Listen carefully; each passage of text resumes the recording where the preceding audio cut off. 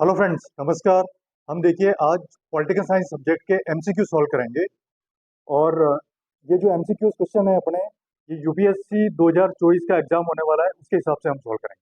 ठीक है। जो यूपीएससी का एग्जाम होगा, आईएएस का एग्जाम 2024 जून में होने वाला है, उसके हिसाब से हम एमसीक्यू सॉल्व करेंगे, मल्टीपल चॉइस क्वेश्चन। हम पॉलिटिकल साइंस सब्जेक्ट के एमसीक्यू 2024 के सॉल्व कर रहे हैं। इसमें आपका क्वेश्चन नंबर है 31। देखिए क्वेश्चन नंबर 31 क्या है। निम्नलिखित कथनों पर विचार कीजिए।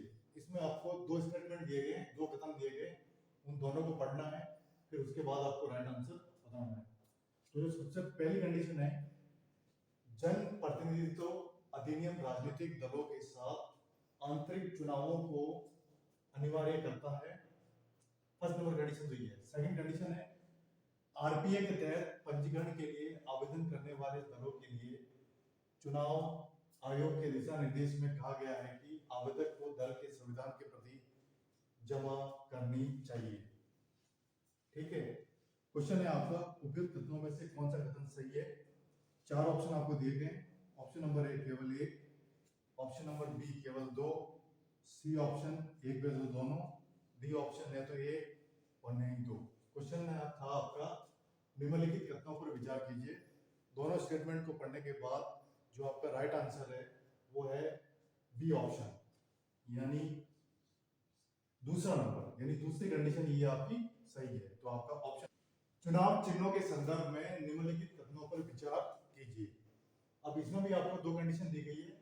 सबसे पहली कंडीशन, चुनाव आयोग अपने नाम और चुनाव चिन्ह पर दावा करने वाले किसी मान्यता प्राप्त राजनीतिक दल के प्रतिद्वंदी समूह या वर्गों के बीच विवादों का फैसला कर सकता है। पहली कंडीशन तो ये। सेकंड कंडीशन, चुनाव चिन्ह आरक्षण और आवंटन आदेश 1968 के तहत चुनाव आयोग चिन्ह पर मुद्दों का फैसला करने वाला एकमात्र प्राधिकरण है। अब आपका क्वेश्चन क्या है, उपयुक्त कथनों में से कौन सा कथन सही है। इसमें आपको चार ऑप्शन दिए गए।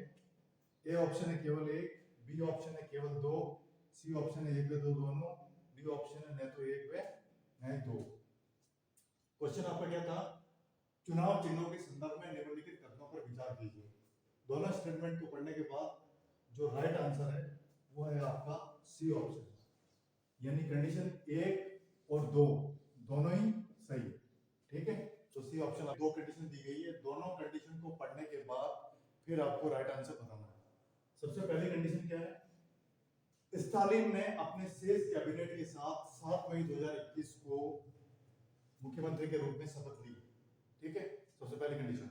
Condition number second, Janaki Ramachandran Tamil Nadu की पहली महिला मुख्यमंत्री थी। अब क्या है, उपयुक्त तत्वों में से कौन सा कथन सही है। अब देखिए इसमें चार ऑप्शन आपको दिए गए। पहला ऑप्शन है ए ऑप्शन केवल एक, बी ऑप्शन है केवल दो, सी ऑप्शन है एक व दो दोनों, और डी ऑप्शन है न तो एक और नहीं दो। अब देखिए आपका क्वेश्चन क्या था कि निम्नलिखित कथनों पर विचार कीजिए। दोनों स्टेटमेंट पढ़ने के बाद जो आपका इसमें राइट आंसर है, सही आंसर कौन सा है, ऑप्शन नंबर सी, यानी एक व दो दोनों, यानी पहली और दूसरी दोनों ही कंडीशन इसमें राइट है। तो आपका आंसर सी राइट है। ओके। अब है अगला question, question number 39। Question number 33। देखिए क्वेश्चन 33 क्या है, निम्नलिखित तथ्यों पर विचार कीजिए। अब इस क्वेश्चन में आपको तीन स्टेटमेंट दिए गए, तीन कंडीशन दी गई है। तीनों कंडीशन को पढ़ने के बाद फिर आपको राइट आंसर बताना है। तो पहली कंडीशन है, संविधान सभा के सचिव HER अयंगर थे। सबसे पहली कंडीशन फर्स्ट। सेकंड कंडीशन, संविधान सभा के प्रथम अंतिम अध्यक्ष सच्चिदानंद सिन्हा थे। ठीक है, सेकंड कंडीशन ये।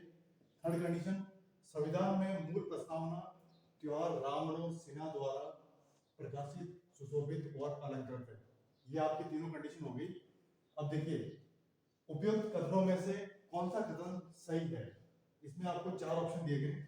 ऑप्शन नंबर ए केवल एक व दो, बी ऑप्शन है केवल एक व तीन, सी ऑप्शन है केवल तीन, और डी ऑप्शन है एक दो और तीन।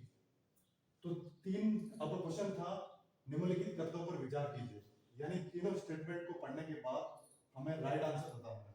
तो इसमें जो आपका राइट आंसर है वो है बी आंसर, यानी 1, 2 व 3, यानी पहली कंडीशन, सेकंड कंडीशन और थर्ड कंडीशन तीनों इसमें राइट है। तो आपका जो आंसर है वो डी राइट हो गया, 1, 2, 3। अगला क्वेश्चन है क्वेश्चन नंबर 35। क्वेश्चन नंबर 35 क्या है, निम्नलिखित कथनों पर विचार कीजिए। इसमें आपको दो स्टेटमेंट, दो कंडीशन दी गई है, दोनों कंडीशन को पढ़ने के बाद में फिर आपको राइट आंसर बताना है, ठीक है। तो सबसे पहले कंडीशन है कि हिंदुओं के लिए हिंदू विवाह अधिनियम 1955 दुल्हन के लिए न्यूनतम आयु 18 वर्ष और दूल्हे के लिए न्यूनतम आयु 21 वर्ष निर्धारित करता है, ठीक है। फर्स्ट कंडीशन ये। सेकंड कंडीशन, विशेष विवाह अधिनियम 1954 और बाल विवाह निषेध अधिनियम 2006 बी क्रमशः महिलाओं और पुरुषों के लिए विवाह के लिए सहमति की न्यूनतम आयु के रूप में 18 और 21 वर्ष निर्धारित करते हैं। अब देखिए उपयुक्त कथनों में से कौन सा कथन सही है। इसमें आपको चार ऑप्शन दिए गए हैं। ऑप्शन नंबर ए केवल एक, ऑप्शन नंबर बी केवल दो, ऑप्शन नंबर सी एक व दो दोनों, और ऑप्शन नंबर डी न तो एक नहीं दो। अब आपका क्वेश्चन क्या था कि निम्नलिखित कथनों पर विचार कीजिए, यानी दोनों स्टेटमेंट को पढ़ने के बाद जो आपका राइट आंसर है, सही आंसर बताना। राइट आंसर कौन सा है? ऑप्शन नंबर सी, एक व दो दोनों, यानी पहली और दूसरी दोनों ही कंडीशन इसमें राइट है। तो आपका जो आंसर हो गया सी राइट हो गया, एक व दो दोनों। क्वेश्चन नंबर 37 देखिए, क्वेश्चन नंबर 37 क्या है कि लोकसभा में महिलाओं के प्रतिनिधित्व के संबंध में निम्नलिखित कथनों पर विचार कीजिए। इसमें आपको दो कंडीशन दी गई है, इन दोनों कंडीशन को पढ़ के फिर आपको राइट आंसर बताना है। सबसे पहली कंडीशन है 2024 की लोकसभा में महिला सांसदों का प्रतिशत 2019 की लोकसभा से अधिक है, ठीक है। सबसे फर्स्ट कंडीशन। सेकंड कंडीशन, 1952 में भारत के पहले लोकसभा चुनाव के बाद से लोकसभा में महिलाओं के प्रतिनिधित्व में लगातार वृद्धि हुई है। सेकंड कंडीशन ये आपकी। अब देखिए उपयुक्त कथनों में कौन सा कथन सही है। इसमें आपको चार ऑप्शन दिए गए। ऑप्शन नंबर ए केवल एक, ऑप्शन नंबर बी केवल दो, ऑप्शन नंबर सी एक व दो दोनों, और ऑप्शन नंबर डी न तो एक और न दो। अब देखिए आपका क्वेश्चन क्या था कि लोकसभा में महिलाओं के प्रतिनिधित्व के संबंध में निम्नलिखित कथनों पर विचार कीजिए, यानी दोनों स्टेटमेंट को पढ़ने के बाद, दोनों कथन को पढ़ने के बाद जो इसमें आपका राइट आंसर है वो है answer number option number B, यानी केवल सेकंड, यानी इसमें केवल सेकंड कंडीशन राइट है, फर्स्ट कंडीशन आपकी गलत है। तो इसमें दूसरा ऑप्शन आपका राइट हो गया, केवल बी, यानी बी ऑप्शन आपका राइट हो गया। ओके। देखिए क्वेश्चन नंबर 38 क्या है, निम्नलिखित कथनों पर विचार कीजिए। इसमें आपको दो स्टेटमेंट दिए गए हैं, दो कथन दिए गए हैं, दोनों को पढ़ने के बाद में राइट आंसर बताना है। सबसे पहली कंडीशन क्या है, संविधान में चुनाव आयोग के सदस्यों की अवधि निर्दिष्ट नहीं की है, ठीक है। सेकंड कंडीशन, संविधान ने सेवानिवृत्त होने वाले चुनाव आयुक्तों को सरकार द्वारा आगे किसी भी नियुक्ति से वंचित कर दिया है, ठीक है। उपयुक्त कथनों में से कौन सा कथन सही है। इसमें चार ऑप्शन आपको दिए गए, केवल एक ए ऑप्शन, बी ऑप्शन केवल दो, सी ऑप्शन एक व दो दोनों, डी ऑप्शन है तो एक नहीं दो। अब आपका क्वेश्चन क्या था कि निम्नलिखित कथनों पर विचार कीजिए, यानी दोनों स्टेटमेंट हमने पढ़ लिए। दोनों स्टेटमेंट पढ़ने के बाद में जो आपका राइट आंसर है वो है ऑप्शन नंबर बी, केवल दो, यानी इसमें जो दूसरी कंडीशन है वो बिल्कुल सही है, पहली कंडीशन आपकी रॉन्ग है। तो इसमें दूसरी कंडीशन राइट होगी, यानी बी ऑप्शन आपका राइट हो गया, केवल दो। क्वेश्चन नंबर 39 देखिए, क्वेश्चन नंबर 39 क्या है, निम्नलिखित कथनों पर विचार कीजिए। इसमें भी आपको दो कंडीशन दी गई है, दोनों कंडीशन को पढ़ने के बाद में फिर आपको राइट आंसर बताना है, ठीक है। तो सबसे पहली कंडीशन क्या है, ओम बिरला को सर्वसम्मति से 16वीं लोकसभा का अध्यक्ष चुना गया है, first condition. Second condition, Om Birla Rajasthan के चूरू से बीजेपी सांसद है। अब देखिए उपयुक्त कथनों में से कौन सा कथन सही नहीं है। क्वेश्चन को बिल्कुल सही ढंग से पढ़ना है, कौन सा कथन सही नहीं है। इसमें चार ऑप्शन दिए गए, ए ऑप्शन केवल एक, बी ऑप्शन केवल दो, सी ऑप्शन है एक व दो दोनों, और डी ऑप्शन है न तो एक नहीं दो। तो क्वेश्चन क्या था आपका कि निम्नलिखित कथनों पर विचार कीजिए, यानी दोनों स्टेटमेंट को पढ़ने के बाद में आपको राइट आंसर बताना है। तो इसमें जो आपका राइट आंसर है वो है सी ऑप्शन, एक व दो दोनों, यानी पहली और दूसरी कंडीशन दोनों ही सही नहीं है। ठीक है, तो आप इसमें आपका सी ऑप्शन राइट हो गया। क्लियर। क्वेश्चन नंबर 40 यानी क्वेश्चन नंबर 40 क्या है आपका, निम्नलिखित कथनों पर विचार कीजिए। इसमें आपको दो कंडीशन दी गई है, दोनों कंडीशन को पढ़ने के बाद में आपको राइट आंसर बताना है। तो सबसे पहली कंडीशन क्या है, संविधान 91 में संविधान संशोधन अधिनियम के अनुसार किसी राज्य में मंत्रिपरिषद की न्यूनतम संख्या 12 व अधिकतम संख्या विधानसभा का 15% हो सकती है। ठीक है, ये पहली condition. Condition number second, Bharat के राष्ट्रपति मंत्रिपरिषद के बिना अस्तित्व में नहीं हो सकते हैं, लेकिन राज्यपाल राष्ट्रपति शासन के समय है। ये आपकी सेकंड कंडीशन है। अब देखिए उपयुक्त कथनों में से कौन सा कथन सही है। इसमें आपको चार ऑप्शन दिए गए हैं। ऑप्शन नंबर ए केवल एक, ऑप्शन नंबर बी केवल दो, ऑप्शन नंबर सी एक व दो दोनों, और ऑप्शन नंबर डी या तो एक नहीं दो। अब अपना क्वेश्चन क्या है, निम्नलिखित कथनों पर विचार कीजिए, यानी दोनों स्टेटमेंट दोनों कथनों को पढ़ने के बाद में आपको राइट आंसर बताना है। तो इसमें जो आपका राइट आंसर है वो सी ऑप्शन, एक व दो दोनों, यानी इसमें पहली और दूसरी दोनों ही कंडीशन आपकी बिल्कुल राइट है। तो आपका सी ऑप्शन राइट हो गया, एक व दो। यस, अगला क्वेश्चन है आपका क्वेश्चन नंबर 42। देखिए क्वेश्चन नंबर 42 क्या है, किस मामलों में सर्वोच्च न्यायालय ने कहा है कि प्रस्तावना में संशोधन किया जा सकता है। इसमें चार ऑप्शन आपको दिए गए, चारों ऑप्शन को पढ़ने के बाद में आपको राइट आंसर बताना है। पहला ऑप्शन है A option Minerva Mills case, B option है Berubari union case, C option है केशवानंद भारती केस, और डी ऑप्शन है आपका एस आर बोमई केस। अब आपका क्वेश्चन क्या था कि किस मामलों में सर्वोच्च न्यायालय ने कहा है कि प्रस्तावना में संशोधन किया जा सकता है। तो चारों ऑप्शन को पढ़ने के बाद में जो उसमें राइट आंसर है वो है आपका ऑप्शन नंबर सी, यानी केशवानंद भारती केस। ये आपका राइट आंसर है, सी ऑप्शन। अगला क्वेश्चन, क्वेश्चन नंबर 43।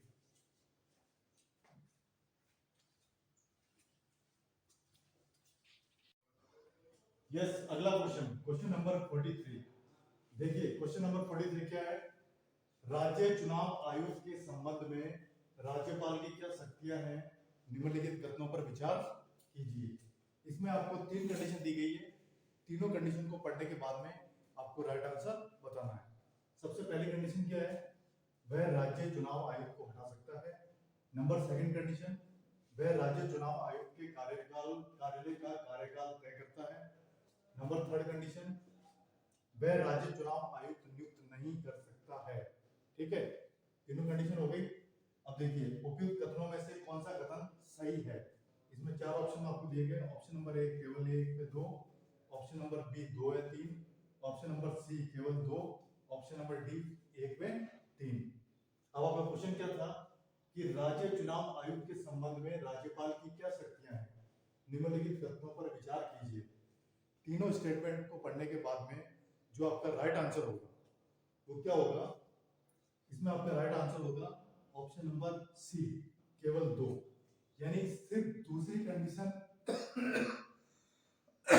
ही राइट है, बाकी पहली और थर्ड कंडीशन आपकी रॉन्ग है। तो दूसरी कंडीशन राइट है तो केवल दो, यानी सी ऑप्शन आपका राइट होगा। अब अगला क्वेश्चन, क्वेश्चन नंबर 44।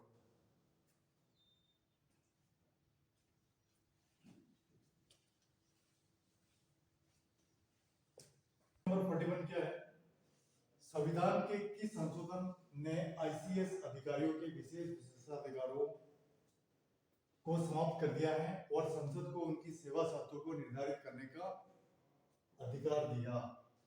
इसमें चार ऑप्शन आपको दिए गए, चार ऑप्शन को पढ़ने के बाद में राइट आंसर बताना है। ऑप्शन नंबर ए है 28वां संशोधन अधिनियम 1972, ऑप्शन नंबर बी 24वां संशोधन अधिनियम 1971, ऑप्शन नंबर सी 29वां संशोधन अधिनियम 1972, डी ऑप्शन है 26वां संशोधन अधिनियम 1971।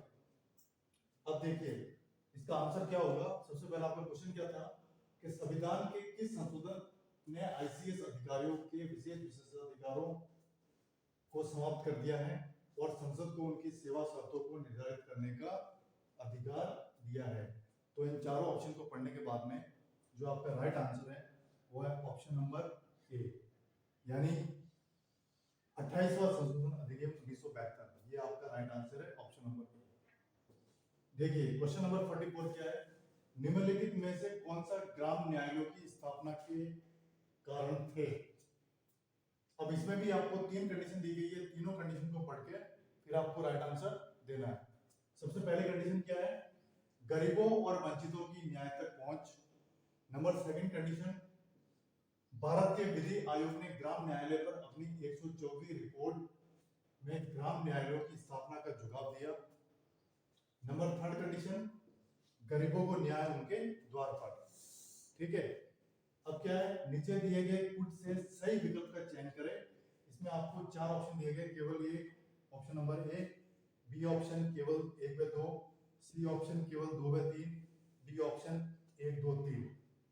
तो ये आपका क्वेश्चन क्या था, निम्नलिखित में से कौन सा ग्राम न्यायालयों की स्थापना के कारण थे। यानी तीनों कंडीशन को पढ़ने के बाद में आपको राइट आंसर बताना है। तो इन तीनों कंडीशन पढ़ने के बाद में आपका राइट आंसर है इसमें ऑप्शन नंबर डी, 1 2 व 3, यानी पहली, दूसरी और तीसरी तीनों ही कंडीशन इसमें राइट है। तो आपका डी ऑप्शन इसमें राइट हो गया। ठीक है, क्वेश्चन नंबर 45 क्या है, निम्नलिखित में से कौन से 73वें संविधान संशोधन अधिनियम 1992 के अनिवार्य प्रावधान है। इसमें आपको दो कंडीशन दी गई है, दोनों कंडीशन को पढ़ने के बाद में राइट आंसर बताना है। सबसे पहली कंडीशन क्या है, किसी गांव या गांवों के समूह के ग्राम सभा का आयोजन। ठीक है, नंबर सेकंड कंडीशन, ग्राम मध्यवर्ती और जिला स्तर पर पंचायतों की सभी सीटों के लिए प्रत्यक्ष चुनाव। अब देखिए नीचे दिए गए विकल्प में से सही का चयन करें। इसमें चार ऑप्शन दिए गए आपको, ऑप्शन ए केवल 1, ऑप्शन बी केवल 1 व 2, ऑप्शन सी केवल 2 और ऑप्शन डी न तो 1 नहीं 2। अब देखिए आपका क्वेश्चन क्या था कि निम्नलिखित में से कौन से 73वें संविधान संशोधन अधिनियम 1992 के अनिवार्य प्रावधान है। अब इसमें दो कंडीशन दी गई है, दोनों कंडीशन को पढ़ने के बाद में आपको राइट आंसर बताना है। तो इसमें आपका राइट आंसर क्या होगा, ऑप्शन बी, केवल 1 व 2, यानी पहली और दूसरी दोनों ही कंडीशन इसमें राइट है। तो इसमें ऑप्शन बी आपका राइट हो गया। अब 46 देखिए, क्वेश्चन नंबर 46 क्या है, अधिसूचित क्षेत्र समिति द्वारा किस प्रकार के क्षेत्रों का प्रशासन किया जाता है। इसमें आपको चार ऑप्शन दिए गए, चारों ऑप्शन को पढ़ने के बाद में राइट आंसर बताना। पहला ऑप्शन है औद्योगिकरण के कारण तेजी से विकासशील शहर। ठीक है, बी ऑप्शन, राज्य सरकार द्वारा महत्वपूर्ण माने जाने वाला शहर। सी ऑप्शन, दोनों। डी ऑप्शन, इनमें से कोई नहीं। अब देखिए आपका क्वेश्चन क्या था कि अधिसूचित क्षेत्र समिति द्वारा किस प्रकार के क्षेत्रों का प्रशासन किया जाता है। तो इसमें चारों ऑप्शन को पढ़ने के बाद में जो आपका राइट आंसर होगा ऑप्शन नंबर सी, सी यानी दोनों, दोनों यानी ए और बी, उपरोक्त दोनों, ये आपका राइट आंसर होगा सी। ठीक है, यस। आपका अगला क्वेश्चन, क्वेश्चन नंबर 47। देखिए क्वेश्चन नंबर 47 क्या है, निम्नलिखित में से किस समिति के अनुसार राज्य स्तर से नीचे लोकप्रिय पर्यवेक्षण के तहत जिला विकेंद्रीकरण के लिए पहला बिंदु होना चाहिए। इसमें आपको चार ऑप्शन दिए गए, चारों ऑप्शन को पढ़ के राइट आंसर बताना है। पहला ऑप्शन है अशोक मेहता समिति, बी ऑप्शन है जीवीके राव समिति, सी ऑप्शन है एलएम सिंघवी समिति और डी ऑप्शन है आपका ह्यूमन समिति। ठीक है, तो आपका क्वेश्चन क्या था कि निम्नलिखित में से किस समिति के अनुसार राज्य स्तर से नीचे लोकप्रिय पर्यवेक्षण के तहत जिला विकेंद्रीकरण के लिए पहला बिंदु होना चाहिए।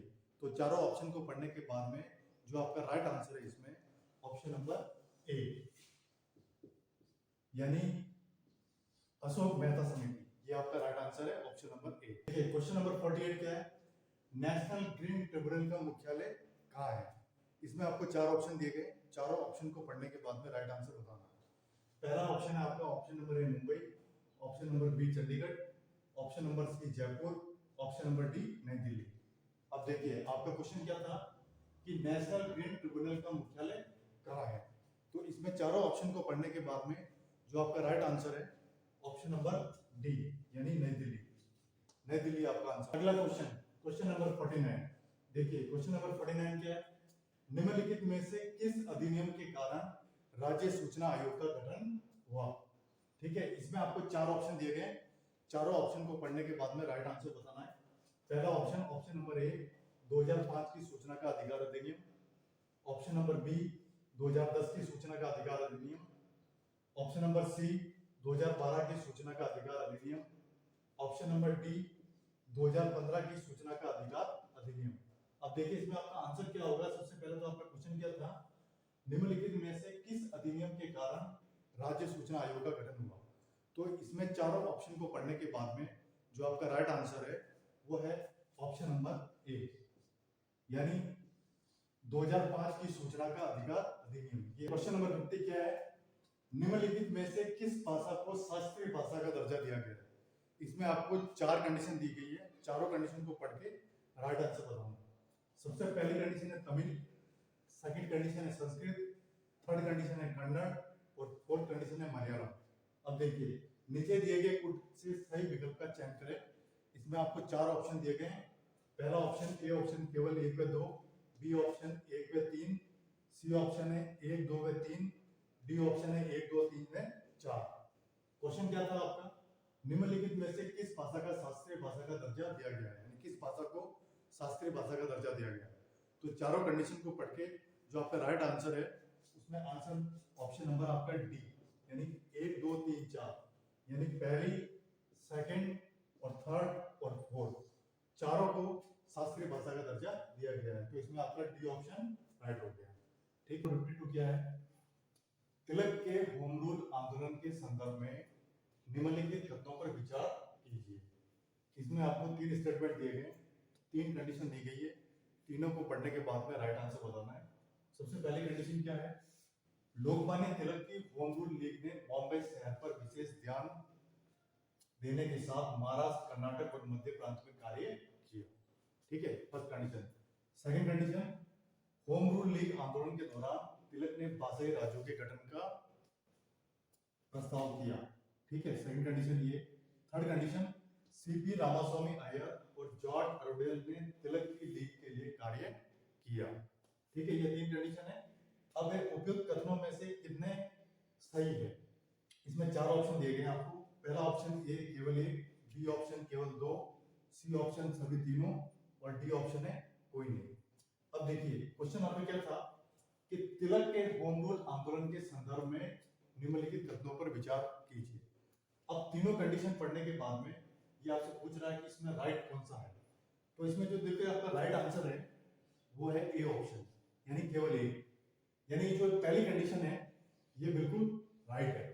ये क्या है, लोकमान्य तिलक की होम रूल लीग ने बॉम्बे शहर पर विशेष ध्यान देने के साथ महाराष्ट्र, कर्नाटक और मध्य प्रांत में कार्य किया। ये आपका राइट आंसर। और इसमें जो दूसरी कंडीशन है ये गलत है और तीसरी है ये भी गलत है।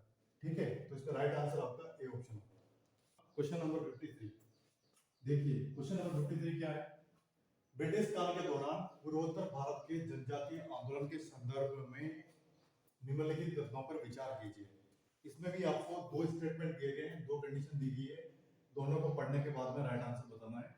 पहली कंडीशन क्या है, कुकी विद्रोह प्रथम विश्व युद्ध के दौरान श्रमिकों को भर्ती किए जाने की ब्रिटिश नीतियों के विरुद्ध किया गया था।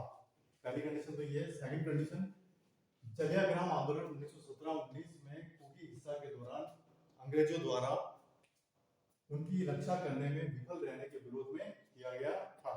ठीक है, अब है उपयुक्त कथनों में से कौन सा सही है। इसमें चार ऑप्शन आपको दिए गए, ए ऑप्शन केवल 1, बी ऑप्शन केवल 2, सी ऑप्शन 1 व 2 दोनों और डी ऑप्शन न तो 1 नहीं 2। अब आपका क्वेश्चन क्या था कि ब्रिटिश काल के दौरान पूर्वोत्तर भारत के जनजातीय आंदोलन के संदर्भ में निम्नलिखित कथनों पर विचार कीजिए। अब देखिए ये आपका क्वेश्चन है, दोनों कंडीशन को पढ़ने के बाद में जो इसमें राइट आंसर है आपका वो है सी ऑप्शन यानी 1 व 2 दोनों, यानी इसमें 1 और 2 दूसरी दोनों ही कंडीशन राइट है। पहली कंडीशन क्या है, कुर्की विद्रोह प्रथम विश्व युद्ध के दौरान श्रमिकों की भर्ती किए जाने की ब्रिटिश नीतियों के विरुद्ध किया गया था, ये भी राइट है। दूसरी कंडीशन, जलियांवाला आंदोलन 1917-19 में कुकी हिंसा के दौरान अंग्रेजों द्वारा उनकी रक्षा करने में विफल रहने के विरोध में किया गया था, ये भी कंडीशन राइट है। यानी पहली और दूसरी दोनों राइट है, तो आपका राइट आंसर सी ऑप्शन हो गया, 1 2 दोनों। ठीक है, अगला देखिए क्वेश्चन नंबर 54 क्या है, कैबिनेट मिशन योजना के संदर्भ में निम्नलिखित कथनों पर विचार कीजिए। ठीक है, अब इसमें 3 कंडीशन आपको दी गई है, तीनों कंडीशन को पढ़ने के बाद में राइट आंसर आपको बताना। सबसे पहली कंडीशन क्या है, इस मिशन में केवल एक भारतीय सदस्य शामिल था। ठीक है, सेकंड कंडीशन, इसमें एक पृथक पाकिस्तान की मांग को अस्वीकार कर दिया था। थर्ड कंडीशन, इसने सीमित मताधिकार के साथ प्रत्यक्ष चुनावों का प्रावधान किया था। उपयुक्त कथनों में से कौन सा सही है, इसमें 4 ऑप्शन दिए गए हैं, ए ऑप्शन केवल एक, बी ऑप्शन केवल 2, सी ऑप्शन सभी तीनों और डी ऑप्शन कोई नहीं। देखिए आपका क्वेश्चन क्या था, कैबिनेट मिशन योजना के संदर्भ में निम्नलिखित कथनों पर विचार कीजिए। तो तीनों स्टेटमेंट को पढ़ने के बाद में जो इसमें राइट आंसर है आपका वो है ए ऑप्शन, यानी केवल ए।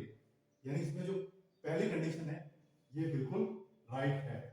ये कंडीशन क्या है, इस मिशन में केवल एक भारतीय सदस्य शामिल था, ये आपका राइट आंसर है।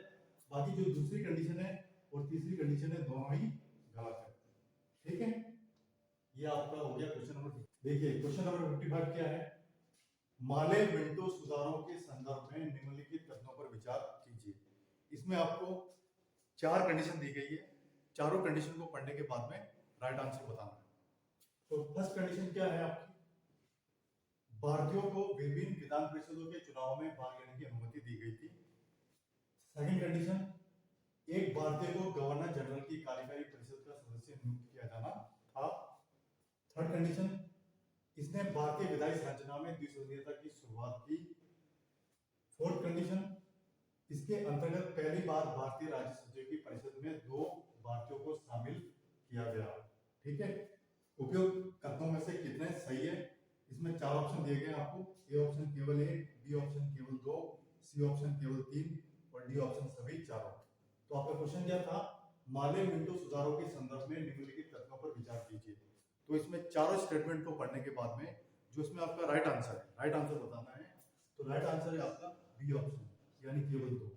यानी ये जो दूसरी कंडीशन है ये बिल्कुल राइट है। ये कंडीशन क्या है, एक भारतीय को गवर्नर जनरल की कार्यकारी परिषद का सदस्य नियुक्त किया जाना था, ये आपका राइट आंसर है ऑप्शन नंबर 2, यानी केवल 2, बी ऑप्शन आपका राइट हो गया।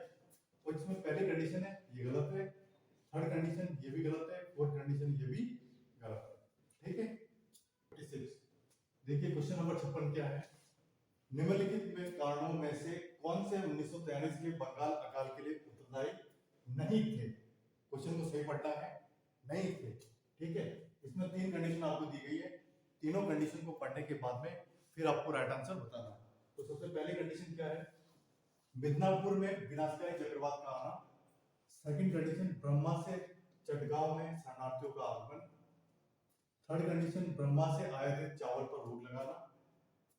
नीचे दिए गए कुल का प्रयोग कर सही उत्तर चुनिए। 4 ऑप्शन आपको दिए गए हैं, 4 ऑप्शन में से राइट आंसर बताना है। पहला ऑप्शन केवल 1 व 2, बी ऑप्शन केवल 2 व 3, सी ऑप्शन केवल 1 व 3, डी ऑप्शन 1 2 3।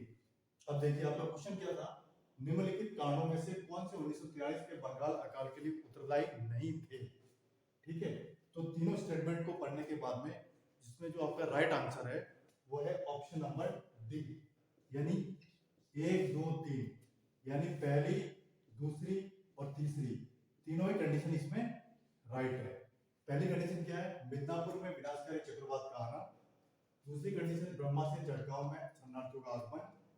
तीसरी कंडीशन, ब्रह्मा से आयातित चावल पर रोक लगाना। यानी ये तीनों ही कंडीशन आपकी राइट है, तो आपका जो डी ऑप्शन आपका राइट हो गया 1 2 3। ठीक है, अगला क्वेश्चन, क्वेश्चन नंबर यस, अगला क्वेश्चन नंबर 57। देखिए क्वेश्चन नंबर 57 क्या है, निम्नलिखित में किस आंदोलन के दौरान राष्ट्रीय शिक्षा परिषद की स्थापना की गई थी। इसमें आपको 4 ऑप्शन दिए गए हैं, चारों ऑप्शन को पढ़ने के बाद में राइट आंसर बताना है। ऑप्शन नंबर ए, पहला ऑप्शन असहयोग आंदोलन। बी ऑप्शन साइमन कमीशन बहिष्कार आंदोलन, सी ऑप्शन स्वदेशी आंदोलन, डी ऑप्शन होम रूल आंदोलन। अब देखिए आपका क्वेश्चन क्या था, निम्नलिखित में किस आंदोलन के दौरान राष्ट्रीय शिक्षा परिषद की स्थापना की गई थी।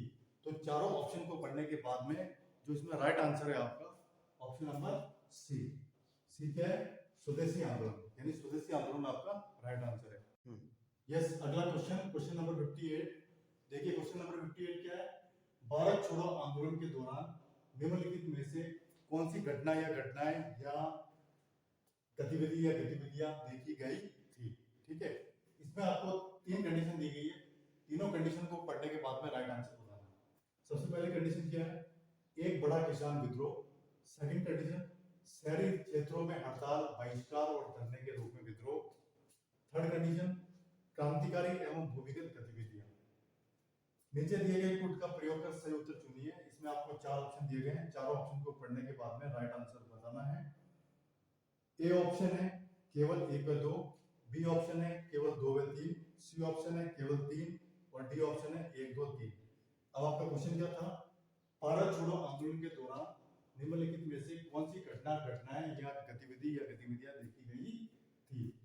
तो तीनों कंडीशन को पढ़ने के बाद में जो इसका राइट आंसर है आपका वो है ऑप्शन नंबर डी, यानी 1 2 व 3, यानी पहली, दूसरी और तीसरी तीनों ही कंडीशन इसमें राइट है। पहली कंडीशन क्या थी, एक बड़ा किसान विद्रोह। सेकंड कंडीशन, शहरी क्षेत्रों में हड़ताल, बहिष्कार और धरने के रूप में विद्रोह। थर्ड कंडीशन, क्रांतिकारी एवं भूमिगत गतिविधियां, यानी ये तीनों ही कंडीशन आपकी राइट है, तीनों ही राइट आंसर है। तो ऑप्शन डी आपका राइट हो गया। क्वेश्चन नंबर 59 क्या है, वर्ष 1916 में आयोजित भारतीय राष्ट्रीय कांग्रेस लखनऊ अधिवेशन के संदर्भ में निम्नलिखित कथनों पर विचार कीजिए। इसमें आपको तीन स्टेटमेंट दिए गए, तीन कंडीशन दी गई है, तीनों को पढ़ने के बाद में राइट आंसर बताना है। पहली कंडीशन क्या है, इस अधिवेशन के अध्यक्ष अंबिका चरण मजूमदार थे। दूसरी कंडीशन है, जी के गोखले और फिरोज शाह मेहता अंततः तिलक को कांग्रेस में शामिल करने पर सहमत हुए। तीसरी कंडीशन, एनी बेसेंट ने कांग्रेस और मुस्लिम के बीच हुए लखनऊ समझौतों में महत्वपूर्ण भूमिका निभाई। उपयुक्त कथनों में से कौन सा कथन सही है। चार ऑप्शन दिए गए हैं आपको, ऑप्शन नंबर ए केवल 1, ऑप्शन नंबर बी केवल 2, ऑप्शन नंबर सी सभी तीनों, ऑप्शन नंबर डी कोई भी नहीं। अब आपका क्वेश्चन क्या था, वर्ष 1916 में आयोजित भारतीय राष्ट्रीय कांग्रेस लखनऊ अधिवेशन के संदर्भ में निम्नलिखित कथनों पर विचार कीजिए। इसमें तीन स्टेटमेंट दिए गए, तीनों कंडीशन को पढ़ने के बाद में जो इसमें राइट आंसर है आपका ऑप्शन नंबर बी, यानी केवल 2, यानी ये जो दूसरी कंडीशन है ये बिल्कुल सही है। ये कंडीशन क्या थी, जी के गोखले और फिरोज शाह मेहता अंततः तिलक को कांग्रेस में शामिल करने पर सहमत हुए। ये आपका राइट आंसर है, केवल 2, बी ऑप्शन। और इसमें पहली कंडीशन है ये गलत है और तीसरी कंडीशन है ये भी गलत है, तो बी ऑप्शन आपका राइट हो गया। क्वेश्चन नंबर 60 क्या है, किसान मैनिफेस्टो को कांग्रेस द्वारा अपनाया गया था। इसमें चार ऑप्शन आपको दिए गए, चारों ऑप्शन को पढ़ने के बाद में राइट आंसर बताना है। ऑप्शन नंबर ए लखनऊ अधिवेशन 1916 में, ऑप्शन नंबर बी गया अधिवेशन 1922 में, ऑप्शन नंबर सी फैजपुर अधिवेशन 1938 में, ऑप्शन नंबर डी बॉम्बे अधिवेशन 1934 में। अब देखिए आपका क्वेश्चन क्या था, किसान मैनिफेस्टो को कांग्रेस द्वारा अपनाया गया था। अभी आपका क्वेश्चन है और चारों ऑप्शन को पढ़ने के बाद में जो इसमें राइट आंसर है आपका वो है ऑप्शन नंबर सी। सी क्या है, फैजपुर अधिवेशन 1938 में, ये आपका राइट आंसर है। अगला क्वेश्चन 61, क्वेश्चन नंबर 61। देखिए क्वेश्चन नंबर 61 क्या है, निम्नलिखित में से कौन सा 1918 में महात्मा गांधी द्वारा आयोजित खेड़ा सत्याग्रह से जुड़ा हुआ था या जुड़े हुए थे। ठीक है, इसमें आपको तीन ऑप्शन दिए गए, तीन कंडीशन दी गई है, सॉरी, तीनों कंडीशन को पढ़ने के बाद में राइट आंसर बताना है। पहली कंडीशन है सरदार वल्लभ भाई पटेल, सेकंड है राजेंद्र प्रसाद, थर्ड है इंदुलाल याग्निक। उपयुक्त में कौन सा सही है, ए ऑप्शन है आपका केवल 1, बी ऑप्शन है 1 व 3, सी ऑप्शन है केवल 2 व 3, डी ऑप्शन है 1 2 3। क्वेश्चन आपका क्या था, निम्नलिखित में से कौन सा 1918 में महात्मा गांधी द्वारा आयोजित खेड़ा सत्याग्रह से जुड़ा हुआ था या जुड़े हुए थे। यानी तीनों कंडीशन को पढ़ने के बाद में जो इसमें राइट आंसर है आपका वो है ऑप्शन नंबर बी, यानी कंडीशन 1 व कंडीशन 3, यानी कंडीशन 1 और कंडीशन 3 ये दोनों ही राइट है। वो क्या है, सरदार वल्लभ भाई पटेल। और कंडीशन 3 है, इंदुलाल यादव। ये आपका राइट आंसर है। और जो सेकंड कंडीशन है वो है गलत। 62 क्वेश्चन नंबर 62 क्या है, भारतीय राष्ट्रीय कांग्रेस यानी इंडियन नेशनल कांग्रेस के अधिवेशनों के संदर्भों में निम्नलिखित कथनों पर विचार कीजिए। इसमें आपको 4 कंडीशन दी गई है। चारों कंडीशन को पढ़ने के बाद में राइट आंसर बताना है। सबसे पहली कंडीशन क्या है, सुभाष बोस 2 बार कांग्रेस के अध्यक्ष चुने गए थे। सेकंड कंडीशन है, गांधी जी ने केवल एक बार कांग्रेस अधिवेशन की अध्यक्षता की थी। थर्ड कंडीशन है, कांग्रेस का कोई भी अध्यक्ष विदेशी नहीं था। फोर्थ कंडीशन है, कांग्रेस की पहली भारतीय महिला अध्यक्ष सरोजिनी नायडू थी। उपयुक्त में से कितने कथन सही है? 4 ऑप्शन दिए गए आपको। ऑप्शन ए केवल 1, ऑप्शन बी केवल 2, ऑप्शन सी केवल 3, ऑप्शन डी केवल 4।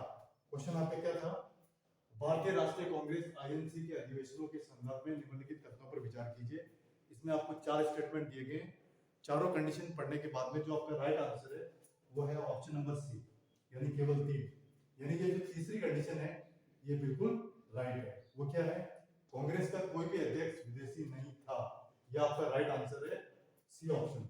बाकी जो पहली कंडीशन है वो गलत थी, सेकंड ये भी गलत थी, और फोर्थ कंडीशन ये भी गलत है। ठीक है। क्वेश्चन नंबर 63 क्या है, 1927 के भारतीय सांविधिक आयोग बहिष्कार की मांग का समर्थन निम्नलिखित में से किस समूह ने किया था? इसमें आपको 4 कंडीशन दी गई है। चारों कंडीशन को पढ़ने के बाद में राइट आंसर बताना है। पहली कंडीशन है उदारवादी संघ, सेकंड कंडीशन है भारतीय औद्योगिक और वाणिज्यिक संघ, थर्ड कंडीशन है हिंदू महासभा, और फोर्थ कंडीशन है मुस्लिम लीग। उपयुक्त में से कौन सा सही है? 4 ऑप्शन है। ए ऑप्शन है केवल 1, बी ऑप्शन है केवल 2, सी ऑप्शन है केवल 3, और डी ऑप्शन है केवल 4। क्वेश्चन क्या था आपका, 1927 के भारतीय सांविधिक आयोग बहिष्कार की मांग का समर्थन निम्नलिखित में से किस समूह ने किया था? देखिए चारों कंडीशन पढ़ने के बाद में जो इसमें राइट आंसर है आपका वो है ऑप्शन नंबर डी, यानी केवल 4। यानी ये जो चौथी कंडीशन है ये बिल्कुल राइट है, और वो क्या है, मुस्लिम लीग। बाकी जो पहली कंडीशन है वो गलत है, सेकंड कंडीशन ये भी गलत है, और थर्ड कंडीशन ये भी गलत है। यानी चौथी कंडीशन राइट है, वो है मुस्लिम लीग। ये आपका राइट आंसर है, ऑप्शन। क्वेश्चन नंबर 64 क्या है, धन विधेयक के संबंध में निम्नलिखित में से कौन सा कथन सही नहीं है? क्वेश्चन हमें सही पढ़ना है, सही नहीं है। इसमें 4 ऑप्शन आपको दिए गए। चारों ऑप्शन को पढ़ने के बाद में राइट आंसर बताना है। ऑप्शन नंबर ए, किसी बल विधेयक को धन विधेयक कब माना जाएगा? जब इसमें केवल किसी कर के अधिरोपण, उन्मूलन, काफी परिवर्तन या। बी ऑप्शन, धन विधेयक में भारत की संचित निधि एवं भारत की आकस्मिकता निधि की अभिरक्षा से संबंधित उपबंध होते हैं। सी ऑप्शन, धन विधेयक भारत की आकस्मिकता निधि से धन के विनियोजन से संबंधित होता है। डी ऑप्शन, धन विधेयक भारत सरकार द्वारा धन के उधार लेने या कोई प्रतिभूति देने के विनिमय से संबंधित होता है। अब देखिए आपका क्वेश्चन क्या था कि धन विधेयक के संबंध में निम्नलिखित में से कौन सा कथन सही नहीं है? चारों ऑप्शन को पढ़ने के बाद में जो आपका राइट आंसर है वो है ऑप्शन नंबर सी। सी क्या है, धन विधेयक भारत की आकस्मिकता निधि से धन के विनियोजन से संबंधित होता है। यह आपका राइट आंसर है, ऑप्शन नंबर सी। ठीक है। अगला 65 देखिए, क्वेश्चन नंबर 65 क्या है, निम्नलिखित उद्देश्यों में से कौन सा एक भारत के संविधान की उद्देशिका से सम्मिलित नहीं है? क्वेश्चन को आपको सही पढ़ना है, इसमें नहीं ये पूछा गया है। चारों ऑप्शन को पढ़ने के बाद में राइट आंसर बताना है। ऑप्शन नंबर ए है विचार की स्वतंत्रता, ऑप्शन नंबर बी है आर्थिक स्वतंत्रता, ऑप्शन नंबर सी है अभिव्यक्ति की स्वतंत्रता, और ऑप्शन नंबर डी है विश्वास की स्वतंत्रता।